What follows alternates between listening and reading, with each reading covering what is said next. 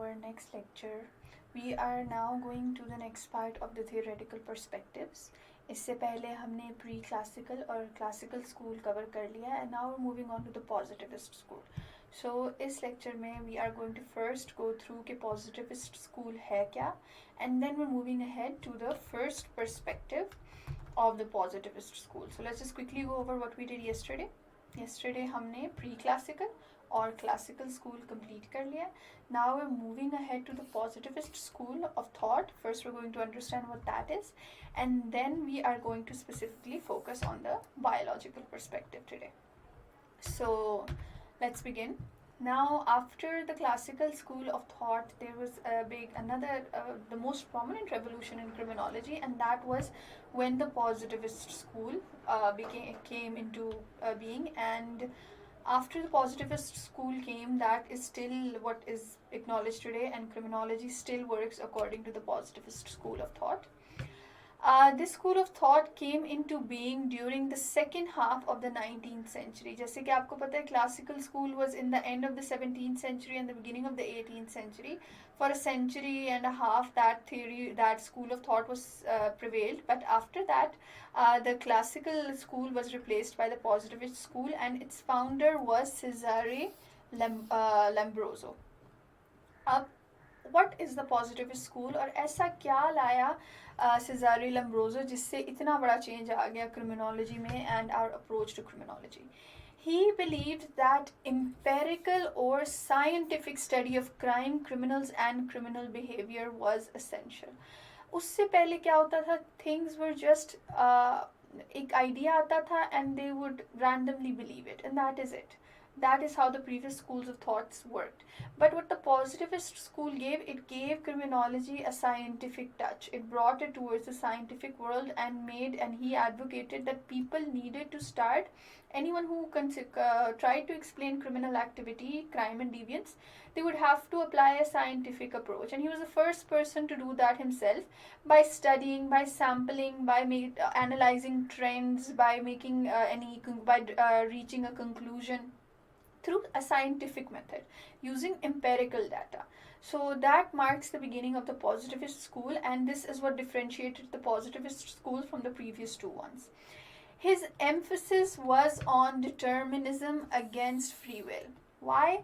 Because as you might remember, in the classical school of thought, people believed that a crime was committed out of choice. People were rational human beings. They calculated the risks and then they committed a crime. What the positivist school tried to explain was that kahin na kahin, theek hai, everyone makes a choice to commit a crime, but in one way or the other, a person is somehow slightly helpless, and there are some factors that actually make criminal activity easier for them. It makes it a better option for them. और वो क्या चीज़ें हैं जो इंसान को criminal activity की तरह push करती हैं? कुछ चीज़ें उसके control में हैं, the ultimate choices is own, but there are other things, other underlying causes that are not completely in his control. So this also marks a difference in the positivist school compared to the classical school. This theory also suggested that environment could be a causal factor behind criminal behavior. क्योंकि आपको पता है, in the classical and pre-classical school of thought, crime was studied in isolation. Criminal को as a human being, as an entity बस देखा जाता था, and that was it. That there was nothing else connected to his criminal activity. Just him, his mind and his actions, and that is it. The positivist school actually began analyzing crime and criminal behavior in a more broader way. What they used to do was it encouraged understanding crime by looking at the society and by looking at the environment around the criminal, saying कि इंसान का उसके अपने बस में तो था, उसकी अपनी decision तो थी, but there were other factors as well that could have led to crime. The positivist school also favored empirically studying crime. Crime could provide important insights into its causes, which can help at planning effective prevention strategies. As you all might remember, that is the criminology we have today. We try to analyze and focus on crimes and the trends in crimes, the trends in the causes of the crimes, and then planning strategies, prevention strategies according to that. कि किस तरह हम crime को कम कर सकते हैं. That is what the positivist school brought. It played an important role in the development of modern criminology. This is where the positive school is where modern criminology actually began, and it transformed criminology into a science where we had to do research, where we needed data, and where we needed to analyze things and test our theories properly in order to claim them. So the first positivist perspective, the first one that actually came into being was the biological perspective. अब जो positivist school start हुआ था by Cesare Lombroso, it was actually the biological perspective. That marks the beginning of the positivist school. वो किस तरह से कि the biological theory of crime can be traced back to the 19th century work of Cesare Lombroso. This approach, the person who basically founded the positivist school, how did he find the positivist school? By the biological perspective. This approach highlighted some physiological differences between criminals and non-criminals. What did he advocate? उसने ये तो कहा कि scientific research चाहिए, but what was his focus of scientific research? किस चीज़ को वो करता था, advocate करता था कि इस वजह से crime हो रहा है? That was actually the biological makeup of a human. He tried to study and he tried to prove कि किस तरह एक इंसान की physical appearance से हम ये deduce कर सकते हैं कि इसके criminal activity के chances ज़्यादा हैं. So he focused on the physiological or genetic abnormalities within an individual. And how did this actually start?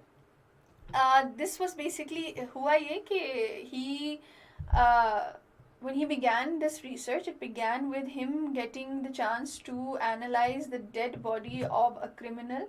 And when he was analyzing the structure of that person's body, उसने देखा कि उसके जो sir में there is a part of his head that is slightly inwards. So he deduced कि ये जो चीज़ है, this is somehow related to his physical development and evolution, और इस तरह उसने he reached to the conclusion कि इंसान की physical property से हम ये idea लगा सकते हैं कि is he a criminal or not. So he focused, it noted factors like अब किस तरह के factors पे गए लोग, how did people go from one thing to another, और कौन सी physical properties ऐसी थी जिन पे उन्होंने कहा कि इसके chances ज़्यादा हैं. One was the racial heritage, the nutrition, learning disabilities to be possible explanations behind criminal behavior. इंसान के biological makeup में ऐसा क्या क्या है जिसकी वजह से उसके criminal tendencies ज़्यादा हो जाती हैं.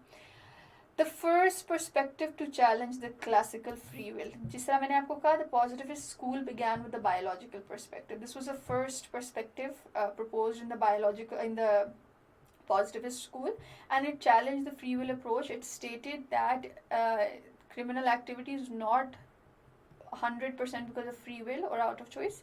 It can also be caused by certain biological factors जो इंसान के बस में नहीं है. In this regard, the biological theories were considered more credible than many of the previous theories. अब आजकल के point of view से हम इस theory को अगर देखें तो we think okay, it is very irrelevant, it does not make sense and it is not applicable. When I'll show you more examples later on, you will agree to this. But you need to understand the situation this theory came in. किस तरह की उस time क्या atmosphere था, क्या beliefs थी, and how the biological theory was a huge change and it marked the beginning of an era for criminology. So how did it begin? Like I mentioned before, began when Lombroso advocating atavism. अब atavism क्या है? Which stated that criminals were primitive savages who were evolutionarily backward compared to normal citizens. जब उसने उस criminal के head को देखा और देखा कि उसमें एक स्लाइट डिप्रेशन सा है उसके सर में, उसके स्कल में, तो he stated that this happens जब इंसान प्रॉपरली एवोल्यूशन से नहीं गुजर सके ना, जिनकी बॉडी प्रॉपरली एवोल्यूशन वाले प्रोसेस से नहीं गुजरी, तो he stated that those people who are in the earlier stages of evolution, जिनकी बॉडी उसी स्टेज में, they have a greater chance of committing crime. ये जो पार्ट है ये आ जाता है एटिविज्म में, relating criminal activity to evolutionary development. One more thing I would like to mention here. होता क्या है कि the biological perspective has come in two different ways. या तो ये आ जाता है in a comparative analysis with the psychological perspective and the sociological perspective. उस तरह का 20 मार्क्स का क्वेश्चन आ चुका है पास पेपर्स में. या तो इस तरह से आएगा या फिर इससे रिलेटेड 5 मार्क्स या 10 मार्क्स के नोट्स आएंगे. लेकिन वो नोट्स किस तरह से होते हैं? Based on things like this, इन्हीं के आगे जो कॉन्सेप्ट्स होते हैं. सो दैट इज़ वाई हम बायोलॉजिकल परस्पेक्टिव को कोई एक्सट्रीम डिटेल में नहीं पढ़े, but we are going to focus on those major concepts of the biological perspectives. So anyone who has studied this needs to know what these different terms are, ताकि अगर इनसे related कोई सवाल आए तो आप उसको आंसर कर सको. ठीक है. सो एटिविज्म क्या था? Associating criminal activity with how के एवोल्यूशनरी प्रोसेस में वो क्रिमिनल उसकी बॉडी कहाँ पे. ठीक है. The second thing was Lombroso also used phrenology to predict and identify criminal tendencies. Phrenology है क्या? It is the belief कि किसी के सर को, के शेप को, साइज को और उसके सर के डिप्रेशंस और वो सारा देख के, हाथ लगा के हम उसकी पर्सनालिटी को जज कर सकते हैं. जनरली फ्रेनोलॉजी का मतलब यही है कि सर से पर्सनालिटी को असेस करना. लेकिन Lombroso used this phrenology from a criminal perspective. उसने एनालाइज किया कि ओके, अगर इसका सर इस तरह से है तो इसमें क्रिमिनल टेंडेंसीज हैं. So he basically connected phrenology with crime. उसने उसको उस पॉइंट ऑफ व्यू से देखा. Another thing he did was he measured the distance between the toes of criminals and non-criminals, noting that criminals had a gap 3 millimeters greater than non-criminals. So this was also one of the researches he did. He tried to apply scientific methodology to the biological perspective. और उसने क्या कहा? उसने कहा कि किसी के जो criminals हैं उनके पाँव टोज के दरमियान जो गैप है वो नॉन क्रिमिनल्स के टोज से 3 millimeters ज़्यादा है. This was something he also associated with criminal behavior.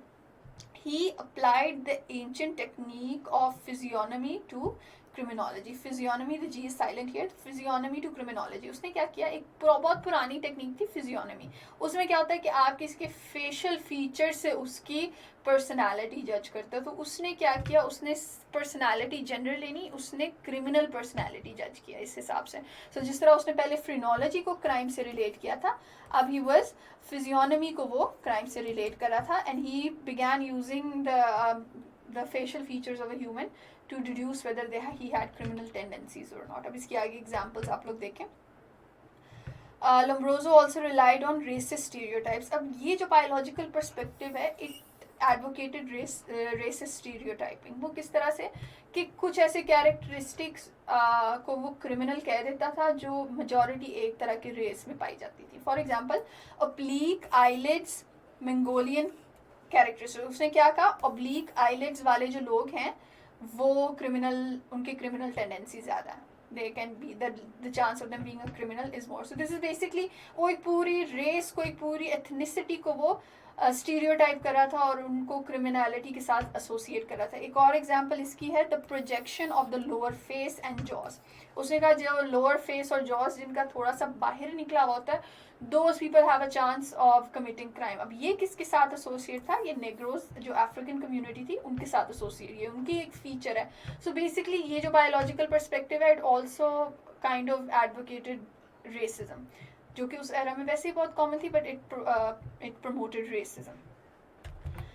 Now to elaborate this, I have taken a passage from Criminal Man. Lombroso's most famous work, which actually caused him to rise to fame, was his book The Criminal Man, which was written in 1880. अब उसके I just want to read out a few part of this, ताकि आप लोगों को idea हो जाए what the belief actually circled around. In his book, Lombroso is saying, in general, thieves are notable for their expressive faces, manual dexterity, small wandering eyes that are often oblique in form, thick and close eyebrows, distorted and squashed noses, thin beards and hairs, and sloping hair and sloping foreheads. Now इस सब में उसने बता दिया कि जो thieves हैं उनकी ऐसी शक्ल होती है. और आगे वो कह रहे हैं like rapist they often have jug years. अब रेपिस्ट के भी और थीव्स के भी जग ईयर्स हैं, लेकिन रेपिस्ट, अब पहले तो उसने थीस का बता दिया कि थीस की किस तरह से फीचर्स होते हैं, उसके बाद वो रेपिस्ट का बता रहा है. Rapist however nearly have sparkling eyes, delicate features, swollen lips and eyelids. Most of them are frail and some are hunchbacked. Hunchback meaning जिनकी कुब निकली हुई होती है. So इससे we get an idea कि how outdated this theory is today. Some people still apply it. They apply it to your hormonal levels. They apply it to blood pressure, diabetes. इस तरह की चीज़ों के साथ उनको अप्लाई ज़रूर करते हैं, but you need to understand that the biological perspective, out of all three perspectives, the biological one is the one that is least accepted. And इसकी importance का आपको idea हो गया through the questions that has come in the past papers कि इसको हमने आप लोगों ने extreme detail में नहीं पढ़ना.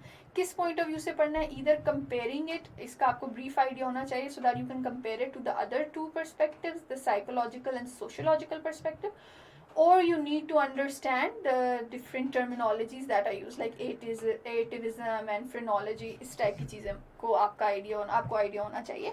That is how important the biological perspective is. A lot of candidates, they make the mistake of going into the extreme detail which is not required. So that is what I would suggest to you.